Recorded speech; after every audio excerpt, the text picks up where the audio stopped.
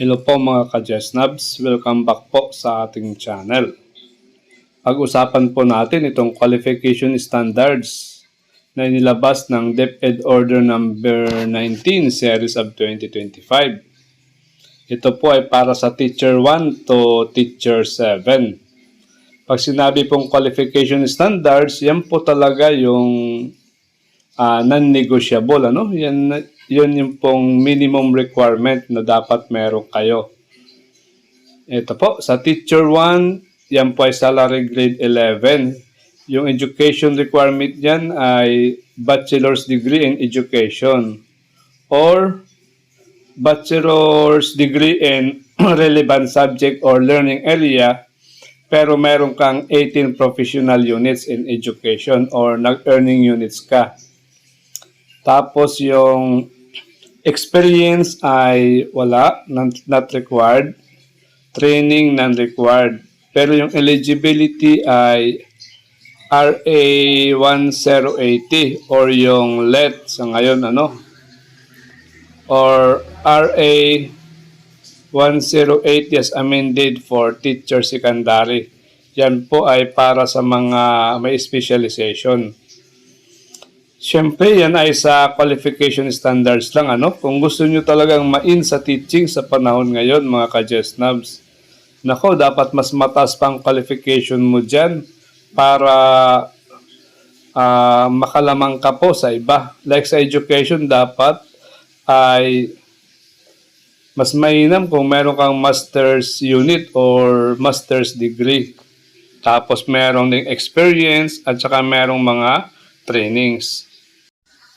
Ito naman po ay para sa Teacher 2 for elementary at saka secondary.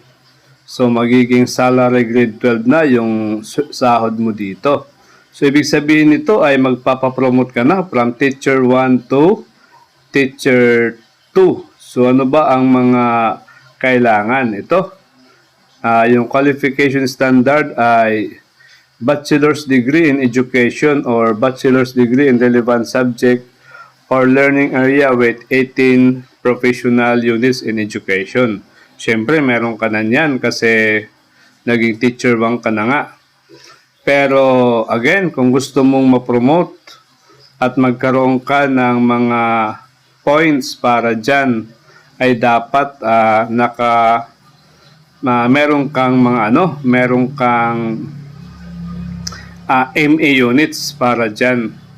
Tapos yung teaching experience lang ay 1 year teaching experience. So, ibig sabihin yan, after 1 year, pwede ka na mag-apply for Teacher 2. Tapos yung mga trainings ay 8 hours of training in any of the cumulative of the following. So, dapat curriculum, pedagogy, subject specialization acquired within the last 5 years. So, pero pag hindi po yung training mo ay naka-inline sa mga iyan, ay hindi po yun na nasasali. Tapos, syempre, eligibility ay meron kang LET or PBET. Pero I know na meron na po kayo niyan, Kasi nga, Teacher 1 na kayo. Then, Teacher 3 para sa elementary at saka secondary. So, ito ay salary grade 13 na. So, yung education nito ay the same pa rin, baccalaureate degree. Tapos, yung experience, dapat naka 2 years teaching experience na. Tapos, training ay 16 hours of training in the last 5 years. Tapos, meron ding eligibility for elementary or secondary. Yung sa RA 1080 as amended, meron po kasing mga eligibility na makukuha mo using the portfolio, Ito naman yung sa Teacher 4, Ito yung hinihintay natin. Yung magiging salary grade 14. So, ano ba yung qualification sa education?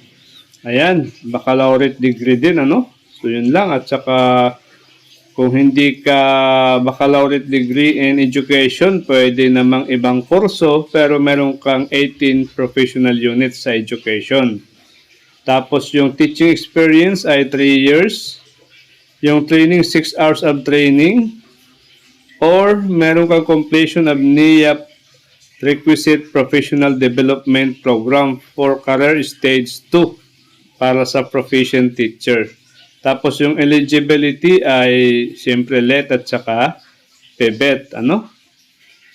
Ngayon, siyempre kung gusto nyo maging teacher 4, ma-promote kayo, dapat mas mataas pa yung inyong mga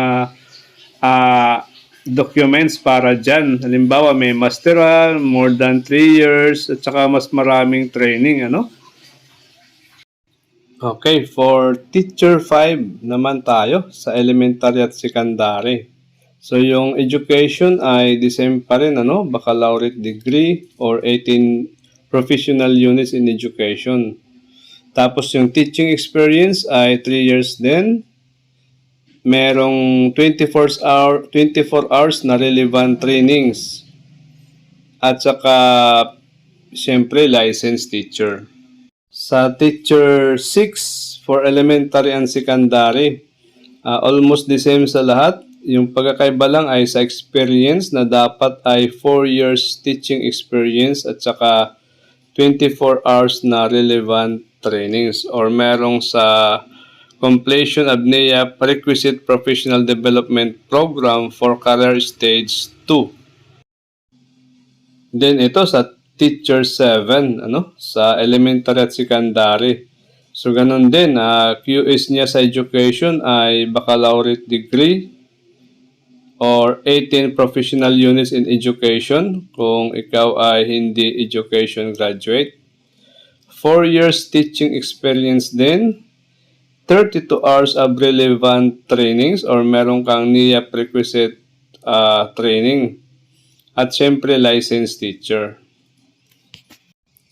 Okay guys, hanggang dito lang. Thank you for having me. Sana ma-promote po tayong lahat. Bye-bye! Paki-subscribe naman kung di nyo pa ito nagagawa. Salamat po!